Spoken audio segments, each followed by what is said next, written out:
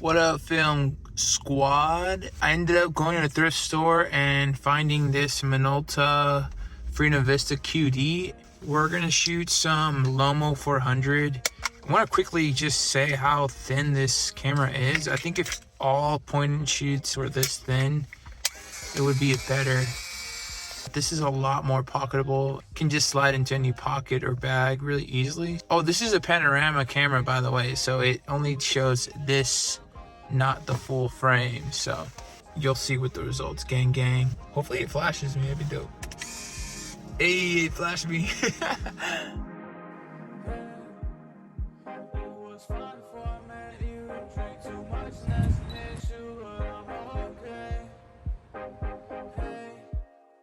Tell your friends it's nice to meet them, but I hope I never see him again. Like, I think it's a perfect size where it's not gonna fall out of your hand easily or be too bulky to carry with you everywhere. So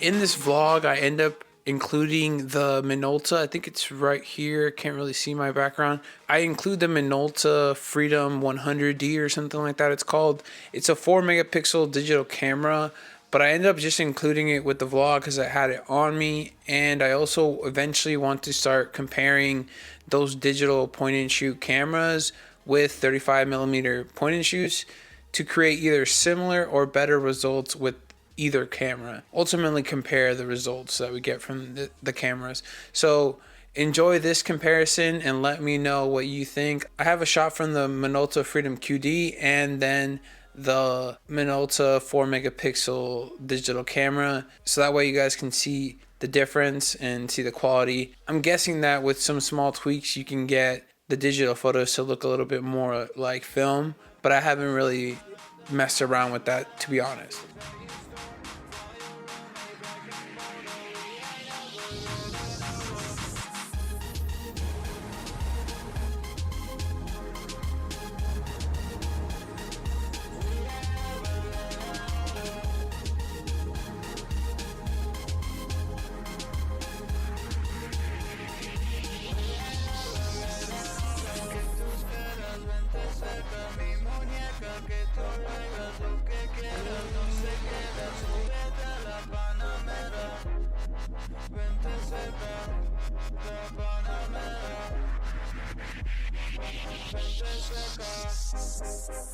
There's my fat shadow.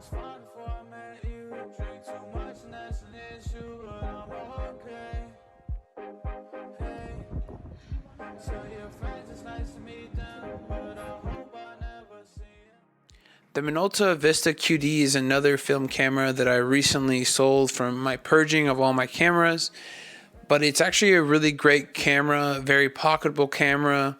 It shoots 35mm panoramic shots, ends up being 12mm height with a 35mm width, so ends up being around 1:3 ratio, which gives it a very cinematic feel. The 1:3 ratio, it definitely challenges you, but it definitely works with my postcard style of shooting. Each photo ends up looking like a screen grab from like a movie or a video clip, which I really actually enjoy. I almost feel like it makes boring photos look more interesting by cutting the top and the bottom of the photo, which is a lot of times foreground and background. It helps you kind of just focus in on what's actually the main focus, or it forces you to create more interesting ways to capture your subjects. The QD has a 24mm lens, which is wide and works really well with this panoramic style shooting.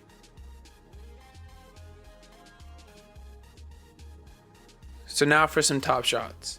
My first top shot is of the delivery van driving through the water. So this is just a flood that's going on near my work building, and a bunch of cars were just driving through the flood, and then some would even get stuck. But I was just waiting for a more interesting vehicle to drive through, and I ended up just taking one shot, and that shot of the delivery van driving through the flood. Even without including the clip of the cars driving through the water, this is a very cinematic shot that tells that story on its own. It's obviously with the waves of the water and the van going through, there's directional, there's lines, and then there's obviously the flood that makes it very interesting as to why is there a delivery van driving through what looks like maybe a pond or something, but obviously just a flood. And then with us, that super interesting fireside building behind it, it ends up being a really interesting cinematic photo. It's a very fun shot for me. So the second top photo is of the flowers and the Civic Center building.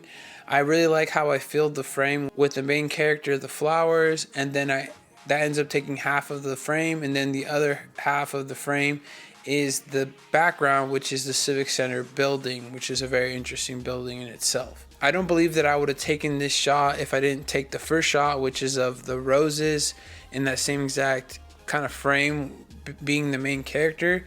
Really like the way this one turned out. The third top photo is of the tree service company. I think it's like a shredder that they end up throwing their leftover pieces into. This is another very cinematic shot where I think the 24mm wide lens and how I like to stand kind of far from subjects really works with this panoramic style, because you end up capturing a lot. So you end up capturing the subjects obviously, but also the background, and you get to cut the sky and you get to cut the foreground, and it helps you kind of lock in and focus on just the portion of the subject of what's going on. You only want to fill the frame with the subject and the scenery. If this same exact shot was taken on a 4:3 photo, it wouldn't work out. I would have to take some steps closer to the subjects themselves for it to stay interesting. But by then, those guys would probably be looking at me and be like, what the hell is this guy doing? Or turned off, and I would probably lose my motivation to take the photo without having to like explain myself. But yeah, that's it for this video. Thank you guys so much for watching. If you like it, go ahead and hit that like button for me. If you haven't already, subscribe to the channel. And as always, guys, happy shooting.